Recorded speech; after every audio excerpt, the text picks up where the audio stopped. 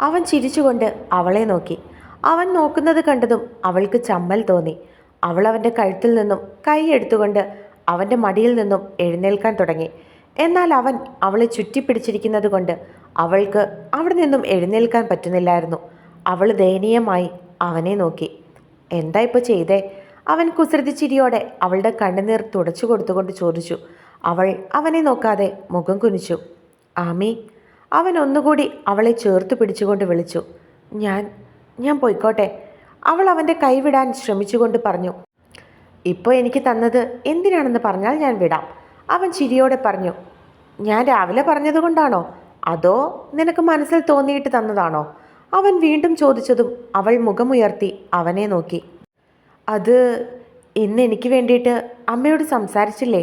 എനിക്ക് വേണ്ടിയിട്ടല്ലേ അമ്മയെ തല്ലിയത്? അപ്പോൾ എനിക്ക് ആരൊക്കെയോ ഉള്ളതുപോലെ തോന്നി. ആദ്യമായിട്ടാ എനിക്ക് വേണ്ടിയിട്ട് ഒരാൾ അമ്മയോട് എതിർക്കുന്നത്. പിന്നെ പിന്നെ പിന്നെ അവൻ പുരുകം പൊക്കി ചോദിച്ചു. അത് എല്ലാവരോടും പറഞ്ഞില്ലേ ഞാൻ ഭാര്യയാണെന്ന്? അവൾ പറഞ്ഞുകൊണ്ട് മുഖം കുനിച്ചു. അവൻ ചിരിയോടെ അവളുടെ മുഖം പിടിച്ചുയർത്തി. ആരുടെ ഭാര്യ? അവൻ ചിരിച്ചുകൊണ്ട് ചോദിച്ചു. അത് ഇച്ചായൻ്റെ. അവൾ കണ്ണുകൾ നിറച്ചുകൊണ്ട് പറഞ്ഞു. അവൻ ചിരിയോടെ അവളുടെ ചുണ്ടിലേക്ക് ചുണ്ടുകൾ ചേർത്തു. അവളുടെ ചുണ്ടിൽ അമർത്തി ചുംബിച്ചുകൊണ്ട് അവൻ അവളെ നോക്കി. അവൾ കണ്ണുകൾ ഇറുക്കി അടച്ചു പിടിച്ചിരിക്കുകയായിരുന്നു. അവൻ അവളെ കൈകളിൽ കോരിയെടുത്തുകൊണ്ട് കട്ടിലിലേക്ക് കിടത്തി. അവളുടെ നെറ്റിയിൽ ചുംബിച്ച അവൻ അവളുടെ 2 കവിളുകളിലും ചുംബിച്ചു. ഉറങ്ങിക്കോട്ടോ, ഞാൻ ഫ്രഷായിട്ട് വരാം. അവൻ ചിരിച്ചുകൊണ്ട് അവളുടെ കവളിൽ തട്ടി പറഞ്ഞതും അവൾ തലയാട്ടി. അവൻ ഫ്രഷായി ഒരു ട്രാക്ക് സ്യൂട്ട് പാൻറ്റും ഇട്ടുകൊണ്ട് ഇറങ്ങിയതും ആമിയെ നോക്കി. അവൾ മിന്നുമാലയിൽ കൈയിട്ട് ചുരുട്ടിക്കൊണ്ട് ഫാനിലേക്ക് നോക്കി കിടക്കുകയായിരുന്നു. അവൾ എന്തോ ആലോചിച്ച് കിടക്കുകയാണെന്ന് അവന് മനസ്സിലായി. അവൻ ചിരിച്ചുകൊണ്ട് തല തുവർത്തുന്നതിനിടയിൽ പോയി ലൈറ്റ് ഓഫ് ചെയ്തു. അവൾ കട്ടിലിൽ നിന്നും ചാടി എഴുന്നേറ്റു. എന്താടി? അവൻ അവളുടെ അടുത്തേക്ക് നടന്നുകൊണ്ട് ചോദിച്ചു. അവൾ ഒന്നുമില്ലെന്ന് ചുമലനക്കി. കിടക്ക്. അവൻ പറഞ്ഞതും അവൾ കട്ടിലിലേക്ക് കിടന്നു. അവൻ അവളുടെ അടുത്തേക്ക് വന്ന് കിടന്നുകൊണ്ട് അവൻ്റെ നഗ്നമായ നെഞ്ചിലേക്ക് അവളെ ചേർത്ത് പിടിച്ചു. അവൻ്റെ ശരീരത്തിലെ തണുപ്പ് അവളിലേക്ക് വ്യാപിക്കുന്നത് പോലെ അവൾക്ക് തോന്നി. ആമി. അവൻ അവളുടെ തലയിൽ തലോടിക്കൊണ്ട് വിളിച്ചു. അവൻ്റെ നെഞ്ചിൽ തലവെച്ചുകൊണ്ട് തന്നെ അവൾ മൂളി. എന്താ ഉറങ്ങാത്തത്? ഉറക്കം വന്നില്ല. അതെന്താ? അറിയില്ല. എന്തായിരുന്നു ആലോചിച്ചത്? അത് ഏത്? ഒന്നുമില്ല. കാര്യം പറയടി. അവൻ കുറച്ച് ഒച്ച എടുത്തുകൊണ്ട് പറഞ്ഞതും അവൾ ഞെട്ടി. പിന്നെ വിതുമ്പിക്കരയാൻ തുടങ്ങി. ഈ പെണ്ണ്. ഡി ആമി. അവൻ അവളെ നേരെ കിടത്തിക്കൊണ്ട് അവൾക്ക് സൈഡിൽ ഒരു കൈ തലയിൽ താങ്ങിക്കൊണ്ട് കിടന്നു. എന്തിനാടി ഞാൻ എന്തു പറഞ്ഞാലും ഇങ്ങനെ കണ്ണ് നിറയ്ക്കുന്നേ? അവൻ അവളുടെ കണ്ണുകൾ തുടച്ചു കൊടുത്തുകൊണ്ട് ചോദിച്ചു. അറിയില്ല. അവൾ പറയുന്നത് കേട്ടതും അവൻ ചിരിച്ചുകൊണ്ട് അവളുടെ മാറിലേക്ക് തല വെച്ചു. പറയ്, എന്താ എൻ്റെ കൊച്ച് ആലോചിച്ച് കിടന്നത്?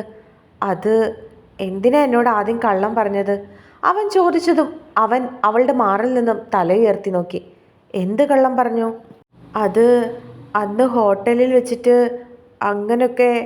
പിന്നെ ഇവിടെ വന്നപ്പോൾ പറഞ്ഞില്ലേ എല്ലാം കണ്ടെന്ന്? അവൾ പെറുക്കി പെറുക്കി പറയാൻ തുടങ്ങി. അത് കേട്ടതും അവന് ചിരി വന്നു.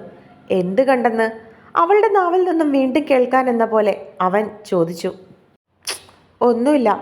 ഒന്നുമില്ലേ? പിന്നെ ഞാനെന്തോ കണ്ടെന്നൊക്കെ പറഞ്ഞതോ? അത് അന്ന് പറഞ്ഞില്ലേ എൻ്റെ എല്ലാം കണ്ടെന്ന്, എൻ്റെ കൂടെ കിടന്നെന്ന്. ആ പറഞ്ഞു. അതൊക്കെ കള്ളമാണെന്ന് നിന്നോടാരാ പറഞ്ഞേ? അവൻ പുരുകം പൊക്കി സംശയത്തോടെ അവളോട് ചോദിച്ചു. അത് ചാച്ചൻ പറഞ്ഞു. അവനെന്തു പറഞ്ഞു? ചുമ്മാ പറഞ്ഞാ അങ്ങനെയൊന്നും നടന്നിട്ടില്ലെന്ന്. അത് നിനക്കറിയില്ലേ നമുക്കിടയിൽ ഒന്നും നടന്നിട്ടില്ലെന്ന്? പിന്നെ ഞാൻ കണ്ടത് അത് സത്യവാ. അത് കള്ളമാണെന്ന് അവൻ പറഞ്ഞോ? അവൻ പറയുന്നത് കേട്ടതും അവൾ സംശയത്തോടെ അവനെ നോക്കി. നീ തന്നെ ഒന്ന് ആലോചിച്ച് നോക്ക്. ഞാൻ ഒന്നും കണ്ടില്ലെങ്കിൽ പിന്നെ നിന്റെ തുടയിൽ കറുത്ത മറുകുണ്ടെന്ന് ഞാനെങ്ങനെയാ അറിഞ്ഞേ? നിന്റെ അരയിൽ കിടക്കുന്ന ചരട് ഞാനെങ്ങനെയാ കണ്ടത്? പിന്നെ പിന്നെ അവൾ പേടിയോട് ചോദിച്ചു.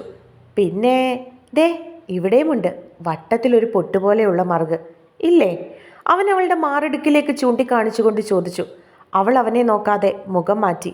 ആമി പറ, ഞാൻ പറഞ്ഞതൊക്കെ ഇല്ലേ? അവൻ അവളുടെ മുഖം അവൻ്റെ നേരെ ആക്കിക്കൊണ്ട് ചോദിച്ചു. അവൾ മൂളിക്കൊണ്ട് തലകുലുക്കി. ഇപ്പം മനസ്സിലായോ ഞാൻ കണ്ടിട്ടുണ്ടെന്ന്? അവൻ ചിരിച്ചുകൊണ്ട് ചോദിച്ചു. അല്ലെങ്കിൽ തന്നെ നിനക്ക് ചിന്തിച്ചൂടെ നീ രാവിലെ എഴുന്നേറ്റപ്പോൾ നിന്റെ ശരീരത്തിൽ ഡ്രസ്സ് ഉണ്ടായിരുന്നോ? അവൻ അവളെ നോക്കി സംശയത്തോട് ചോദിച്ചു. ഇല്ല. അത് കേട്ടതും അവളുടെ കണ്ണുകൾ നിറയാൻ തുടങ്ങി. അവൻ ചിരിച്ചുകൊണ്ട് അവളെ അവൻ്റെ നെഞ്ചിലേക്ക് ചേർത്ത് പിടിക്കാൻ തുടങ്ങിയതും അവൾ അവൻ്റെ കൈകൾ തട്ടിമാറ്റി. വേണ്ട, ഓ എന്നെ തൊടണ്ട. അവൾ അവൻ്റെ നെഞ്ചിൽ അടിച്ചുകൊണ്ട് അവനെ മാറ്റാൻ ശ്രമിച്ചു. അതങ്ങ് പള്ളി ചെന്ന് പറഞ്ഞാൽ മതി, തൊടണ്ട പിടിക്കണ്ട എന്നൊക്കെ. അവൻ അവളുടെ ഇടുപ്പിലൂടെ പിടിച്ചുകൊണ്ട് അവൻ്റെ അടുത്തേക്ക് അവളെ ചേർത്ത് പിടിച്ചു. പിന്നെ അവളെ പൂർണ്ണമായും അവൻ പൊക്കിയെടുത്ത് അവൻ്റെ ദേഹത്തേക്ക് കിടത്തി. വിട്. അവൾ അവൻ്റെ ദേഹത്തു നിന്നും പിടഞ്ഞു മാറാൻ ശ്രമിച്ചതും അവൻ 2 കൈകൾ കൊണ്ടും അവളെ ചേർത്ത് പിടിച്ചു. അടങ്ങിയിരിക്കടി, ഞാൻ പറയട്ടെ. അവൻ പറഞ്ഞതും അവൾ അവനെ എതിർക്കുന്നത് നിർത്തി. ഇപ്പോൾ ഉണ്ടല്ലോ ഈ പപ്പമാരുടെ ദേഹത്ത് മക്കൾ കിടന്നുറങ്ങില്ലേ, അതുപോലെയുണ്ട്. അവൻ ചിരിച്ചുകൊണ്ട് പറഞ്ഞതും അവൾ ഒന്നും മിണ്ടാതെ തല ഉയർത്തി അവനെ നോക്കി. ആമി, ഞാൻ നിന്നെ ഒന്നും ചെയ്തിട്ടില്ല. പക്ഷേ എന്ത് ചെയ്യാനാ, സസ്പെൻസൊക്കെ പൊളിഞ്ഞുപോയി. എനിക്ക് എല്ലാം കാണേണ്ടി വന്നു. അവൻ കുസൃതി ചിരിയോടെ പറഞ്ഞതും അവൾ അവനെ നോക്കാതെ തല താഴ്ത്തി. എൻ്റെ പൊന്നാമി, അന്ന് ശരിക്കും ഞാൻ എന്നെ തന്നെ നിയന്ത്രിക്കാൻ പെട്ട പാട് അത് എനിക്ക് മാത്രമേ അറിയുള്ളൂ. വല്ലോ അറിയണോ? കിടന്നങ്ങ് പോത്തുപോലെ ഉറങ്ങിയാൽ പോരെ നിനക്ക്? നേരം വെളുപ്പിച്ചത് എനിക്ക് മാത്രമേ അറിയുള്ളൂ. വിശന്നിരിക്കുന്നവൻ്റെ മുൻപിൽ ഒരു പ്ലേറ്റ് ചിക്കൻ ബിരിയാണി വിളമ്പിയിട്ട് കഴിക്കരുതെന്ന് പറയുന്ന ഒരവസ്ഥയായിരുന്നു അന്നെനിക്ക്. അവൻ ചിരിച്ചുകൊണ്ട് പറഞ്ഞു. അവൻ്റെ നെഞ്ചിൽ കിടന്ന് ഇതൊക്കെ കേട്ടുകൊണ്ടിരുന്ന അവളുടെ ചുണ്ടിലും പുഞ്ചിരി വിരിഞ്ഞു. ഇപ്പോൾ എൻ്റെ പെണ്ണിൻ്റെ സംശയങ്ങളൊക്കെ തീർന്നോ? അവൻ അവളുടെ തലയിൽ തലോടിക്കൊണ്ട് ചോദിച്ചു. അവൾ മൂളി. എങ്കിലേ ഉറങ്ങിക്കോട്ടോ, അവൻ അവളുടെ തലയിൽ തലോടിക്കൊണ്ട് പറഞ്ഞു. അവൾ പതിയെ കണ്ണുകളടച്ചു. അവനും അവളുടെ മൂർധാവിൽ ഒന്ന് ചുംബിച്ചുകൊണ്ട് ഉറങ്ങി. പിറ്റേന്ന് രാവിലെ ആമിയാണ് രാവിലെ എഴുന്നേറ്റത്. അവളുടെ കഴുത്തിടുക്കിലേക്ക് മുഖം അമർത്തി അവളുടെ ബനിയൻ അടിയിൽ നഗ്നമായ വയറ്റിലൂടെ അവളെ ചുറ്റിപ്പിടിച്ച് കിടക്കുകയാണവൻ. അവൾ കിടക്കുന്നത് അവൻ്റെ മറ്റൊരു കൈയിലാണ്. അവൻ്റെ നിശ്വാസം അവളുടെ കഴുത്തിൽ സ്പർശിക്കുന്നത് അവൾക്കറിയാൻ സാധിക്കുന്നുണ്ടായിരുന്നു. അവൻ ചുറ്റിപ്പിടിച്ചിരിക്കുന്ന അവൻ്റെ കൈകളെ മാറ്റാൻ ശ്രമിച്ചതും അവൻ ഒന്നുകൂടി അവളിലേക്ക് അമർന്നു. അവൾ ദയനീയമായി എന്ത് ചെയ്യണമെന്നറിയാതെ കിടന്നതും അവൻ കഴുത്തിൽ നിന്നും തല ഉയർത്തി.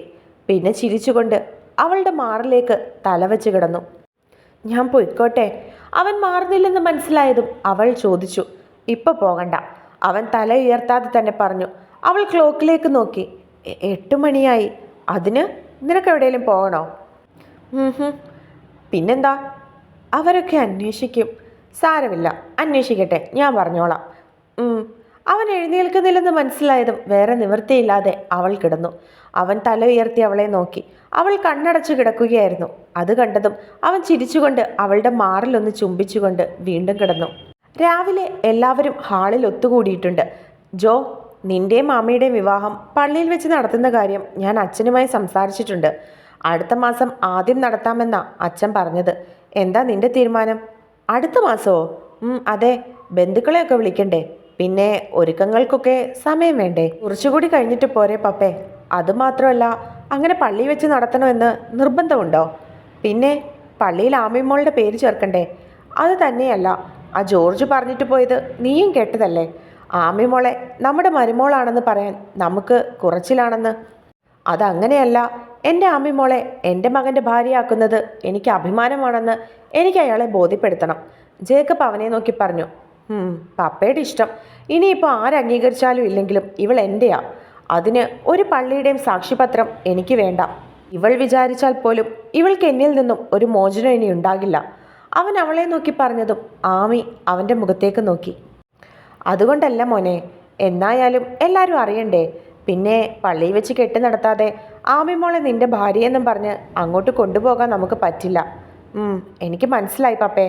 പപ്പ എന്താണെന്ന് വെച്ചാൽ ചെയ്തോ, അവൻ ചിരിച്ചുകൊണ്ട് പറഞ്ഞു. ജോച്ചായ, നമ്മുടെ ടൂർ എങ്ങനെയാ? അനു സംശയത്തോട് ചോദിച്ചു. നിങ്ങൾ സ്ഥലം തീരുമാനിച്ചോ? പിന്നെ നമുക്ക് മൂന്നാർ പോകാം 2 ദിവസത്തേക്ക്. അനു ചിരിച്ചുകൊണ്ട് പറഞ്ഞു. പിന്നെന്താ, മൂന്നാറെങ്കിൽ മൂന്നാർ. എന്നാ പോകുന്നേ? ചിന്നു സംശയത്തോട് ചോദിച്ചു. നാളെ വെളുപ്പിന് പോകാം. നിക്കു പറഞ്ഞതും എല്ലാവരും സമ്മതിച്ചു. അപ്പോഴേ വൈകിട്ട് നമുക്ക് ഷോപ്പിലൊക്കെ ഒന്ന് പോകാം. എനിക്ക് കുറച്ച് സാധനങ്ങളൊക്കെ വാങ്ങാനുണ്ട്. ചിന്നു എല്ലാവരെയും നോക്കി പറഞ്ഞു. 2 ദിവസത്തേക്ക് പോകുന്നതിന് നിനക്കെന്തിനാ സാധനങ്ങൾ? അത് കേട്ടതും മനു അവളെ നോക്കി സംശയത്തോടെ ചോദിച്ചു. പിന്നെ ആ തണുപ്പത്ത് പോകാൻ സ്വെറ്ററൊക്കെ വേണ്ടേ? എൻ്റെ കയ്യിൽ അതൊന്നുമില്ല. ചിന്നു അവനെ നോക്കി മുഖം കൊട്ടി പറഞ്ഞു. ഞാൻ നിനക്ക് എൻ്റെ ഒരു ഷർട്ട് തരാം. അതെന്തായാലും നിനക്ക് വലുതായിരിക്കും, തണുപ്പടിക്കില്ല. വേണമെങ്കിൽ അതിനടിയിൽ എൻ്റെ ഒരു ബനിയൻ കൂടി ഇട്ടോ. അവൻ അവളെ കളിയാക്കിക്കൊണ്ട് പറഞ്ഞു. അത് നിങ്ങൾ തന്നെ ഇട്ടാൽ മതി, വലിയ ഔദാര്യം കൊണ്ട് വന്നേക്കുന്നു. ഓ വേണ്ടെങ്കിൽ വേണ്ട. അനുക്കുട്ടി നീ ഇടില്ലേ ചേട്ടൻ്റെ ഷർട്ട്? അവൻ അനുവിനെ നോക്കി ചോദിച്ചു. പിന്നെന്താ ചേട്ടാ, ഞാൻ ഇട്ടോളാം. അവൾ ചിന്നുവിനെ ഒന്ന് നോക്കിക്കൊണ്ട് മനുവിനെ നോക്കി പറഞ്ഞതും ചിന്നുവിൻ്റെ മുഖം ദേഷ്യം കൊണ്ട് ചുവന്നു തുടുത്തു. ജോ ചേട്ടാ, വൈകിട്ട് എൻ്റെ കൂടെ ഷോപ്പിൽ വരണേ. എനിക്ക് ആരുടെ ഒന്നും വേണ്ട. എനിക്ക് വേണ്ടുന്ന സാധനങ്ങൾ വാങ്ങാൻ എനിക്കറിയാം. ചിന്നു മനുവിനെ നോക്കി പറഞ്ഞുകൊണ്ട് റൂമിലേക്ക് പോയതും ജോ മനുവിനെ നോക്കി. എന്തുവാടേ ഇത്? ജോ മനുവിനെ നോക്കി ചോദിച്ചതും അവൻ കണ്ണു ചിമ്മി കാണിച്ചു. നിനക്കൊന്നും വാങ്ങണ്ടേടി? നിക്കു അടുത്തിരിക്കുന്ന ജെനിയെ നോക്കി ചോദിച്ചു. അവള് വേണ്ടെന്ന് ചുമലനക്കി. അതെന്താ? സാധാരണ അങ്ങനെ അല്ലല്ലോ. കടയിൽ പോകുന്നെന്ന് പറഞ്ഞാൽ ലിസ്റ്റ് എഴുതേണ്ടതാണല്ലോ. ജീവിതം തന്നെ 3G ആയിരിക്കുമ്പോഴാണോ അതൊക്കെ? അവൾ ചിരിച്ചുകൊണ്ട് അവനോട് ചോദിച്ചു. അതോർത്ത് നീ പേടിക്കണ്ട, നീ സാധനം വാങ്ങിക്കോ, നിനക്ക് ഞാൻ ജീവിതം തരാടി. അവൾ പറഞ്ഞത് കേട്ട് വിഷമം വന്നെങ്കിലും അവൻ ചിരിച്ചുകൊണ്ട് പറഞ്ഞു. ഒന്ന് പോയേ എഴുന്നേറ്റ്. അവൾ അവനെ പുച്ഛിച്ചുകൊണ്ട് പറഞ്ഞു. ഓ, കാര്യം പറഞ്ഞപ്പോൾ അവൾക്ക് പുജ്ഞം. അവൻ പറയുന്നത് കേട്ടതും അവൾ ചിരിച്ചു. അവൻ അവളെ കണ്ണെടുക്കാതെ നോക്കി. അത് കണ്ട 2 ജോഡി കണ്ണുകൾ സന്തോഷത്തിൽ ഈറനണിഞ്ഞു. വൈകിട്ട് അവരെല്ലാം കൂടി ഷോപ്പിങ്ങിന് പോകാൻ തീരുമാനിച്ചു. ജെനി വരുന്നില്ലെന്ന് ആദ്യം പറഞ്ഞെങ്കിലും പെൺപിള്ളേരുടെ നിർബന്ധത്തിന് വഴങ്ങി അവൾ വരാമെന്ന് സമ്മതിച്ചു. അധികം വൈകാതെ തന്നെ അവർ വലിയൊരു ഷോപ്പിംഗ് കോംപ്ലക്സിന് മുൻപിലെത്തി. മനുവിൻ്റെ കൈപിടിച്ച് നടക്കുകയാണ് ആമി. ചിന്നുവും മനുവും പിന്നെ അന്താരാഷ്ട്ര കാര്യങ്ങൾ ചർച്ച ചെയ്യുന്ന തിരക്കിലാണ്. ജെനി ഒറ്റയ്ക്ക് നടക്കുന്നത് കണ്ടതും നിക്കു അവളോടൊപ്പം നടക്കാൻ തുടങ്ങി. എന്താടി വീപ്പക്കുറ്റി, ഒരു സന്തോഷമില്ലാത്തത്? നിക്കു അവളുടെ തലയിൽ കൊട്ടിക്കൊണ്ട് ചോദിച്ചു. ഒന്നുമില്ല. അതൊന്നുമല്ല, എന്തോ കാര്യമുണ്ട്. പറഞ്ഞേ, എന്താ വിഷമം? നിങ്ങൾ അയാളുടെ വീട്ടിൽ പോയിരുന്നു അല്ലേ? ആരുടെ വീട്ടിൽ? നിക്കു സംശയത്തോട് ചോദിച്ചു. ജിൻസന്റെ വീട്ടിൽ. അതെ, പോയി. അവൻ്റെ അമ്മയെ കാണുകയും ചെയ്തു, കൊടുക്കേണ്ടത് കൊടുക്കുകയും ചെയ്തു. അവൾ ഒന്ന് മൂളി. എന്തു പറ്റി?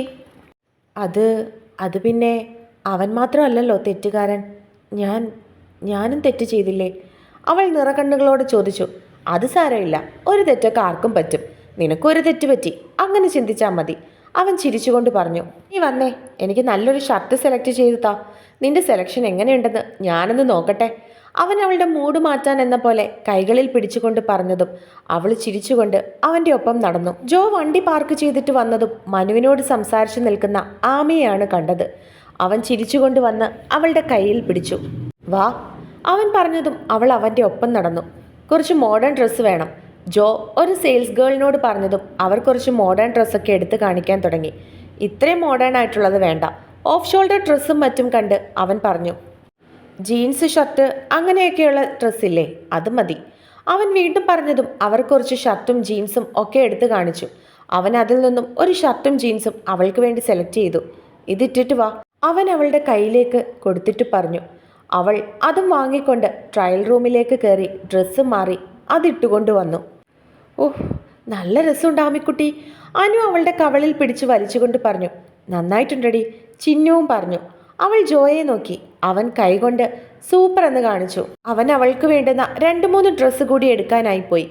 അവൾ ട്രയൽ റൂമിൽ നിന്നും ഇറങ്ങിയതും അവളെ ആരോ പിന്തുടരുന്നത് പോലെ അവൾക്ക് തോന്നി. അവൾ പെട്ടെന്ന് തിരിഞ്ഞു നോക്കിയെങ്കിലും ആരെയും കാണാൻ സാധിച്ചില്ല. അവൾക്ക് പെട്ടെന്ന് എന്തോ വല്ലാത്ത പേടി തോന്നി. അവൾ പെട്ടെന്ന് നടന്ന് ജോയുടെ അടുത്തെത്തി. എന്താടി? അവൾ പേടിച്ചു നിൽക്കുന്നത് കണ്ട് ജോ ചോദിച്ചു. ഒന്നുമില്ല, അവൾ പറഞ്ഞു. അവൻ അവളുടെ കയ്യിൽ പിടിച്ചുകൊണ്ട് ഡ്രസ്സ് നോക്കാൻ തുടങ്ങിയതും അവൾക്കെന്തോ സുരക്ഷിതത്വം പോലെ തോന്നി. ചിന്നുവും മനുവും അവർക്ക് വേണ്ടുന്ന ഡ്രസ്സും മറ്റു കാര്യങ്ങളും ഒക്കെ എടുത്തിരുന്നു. ജെനി കുറേ നേരം നോക്കിയിട്ടും നിക്കുവിന് ചേരുന്ന ഒരു ഷർട്ട് പോലും കണ്ടുപിടിക്കാൻ പറ്റിയില്ല. ഇത് കുറേ നേരം ആയല്ലോടി, ഇപ്പോൾ എങ്ങാനും ഒരെണ്ണം സെലക്ട് ചെയ്ത് തരുമോ? നിക്കു അവളെ നോക്കി കളിയാക്കിയതും അവൾ മുഖം വീർപ്പിച്ചു. ഇതൊന്നും എനിക്ക് ഇഷ്ടപ്പെടുന്നില്ല, അവൾ ദയനീയമായി പറഞ്ഞു. മാഡം, എങ്കിൽ വേറെ നോക്കാം, വാ. സെയിൽസിൽ നിന്ന പയ്യൻ അവരെ മറ്റൊരു സെക്ഷനിലേക്ക് കൂട്ടിക്കൊണ്ടുപോയി. അവൾ ഓരോന്നും പെറുക്കിയിട്ട് നോക്കാൻ തുടങ്ങി. മാഡം, നമുക്ക് ഏറ്റവും വേണ്ടപ്പെട്ട ആൾക്ക് സെലക്ട് ചെയ്യാൻ കുറച്ച് ബുദ്ധിമുട്ടാണ്. സെയിൽസിൽ നിന്ന് ആ പയ്യൻ ചിരിച്ചുകൊണ്ട് പറഞ്ഞതും നിക്കുവും ചിരിച്ചു. അവസാനം തെരഞ്ഞു പിടിച്ച് അവളൊരു ഷർട്ട് അവന് വേണ്ടി സെലക്ട് ചെയ്തു കൊടുത്തു. അവനത് ട്രയൽ റൂമിൽ പോയി ഇട്ടുകൊണ്ട് വന്നു. അവനത് നന്നായിട്ട് ചേരുന്നുണ്ടായിരുന്നു. അവനത് ബില്ലടിക്കാൻ കൊടുത്തിട്ട് ജെനിയുമായി അവരുടെ അടുത്തേക്ക് നടന്നു.